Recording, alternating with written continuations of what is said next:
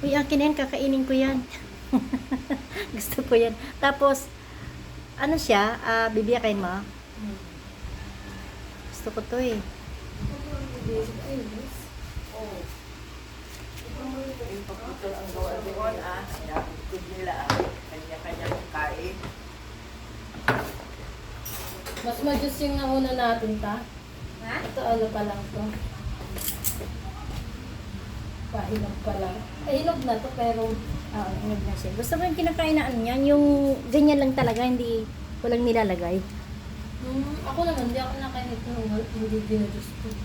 Natuto na lang ako kumain nito nung nakatikim ako ng juice eh. Oh? Yung parang kinakain ka na parang May pakwan. meron tayong milong karalo. Doon parang, Ayun, yun yata yun yung ayaw ko. sa nila, ang daming milong nilakain, hindi naman ganyan kasarap. Pero milong ang tawag. Milong gubat, yung atubula sa sabi ng mundaan. Milong, hindi ganyan kasarap. Nakain ko na, oh. Tapos yung pinaganahan mo yan, wag mo tatapon yung balat. Kasi kukudkurin ko pa rin yung kinakain ko pa rin. Yung white. Gusto ko yan. Siyempre may matitira-tira ka pa dyan ano. Gusto rin namin subukan tayo ng watermelon. Oo, ginaganyan. Masarap din. Nagawa kami nun yan. Ayun. Siguro mahal mo ganyan milong.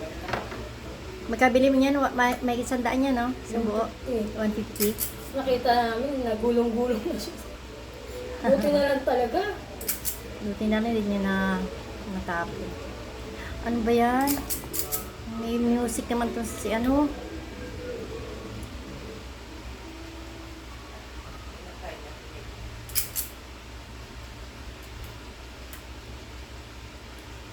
Ganito natin para may nakakaano tayo. Ang ganda ng ano, ng melon, ano. Parang, ano na siya, hinog na siya.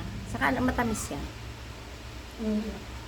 Diyan ko yung kinukudkud ko yan dyan. Diyan ko kinakain sa balat. Yun.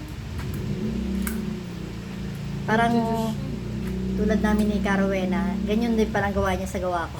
Ayaw, tatapon na sana ng asawa niya yung pinagkudkuran. Hinabol. Uy, huwag mo itapon yan.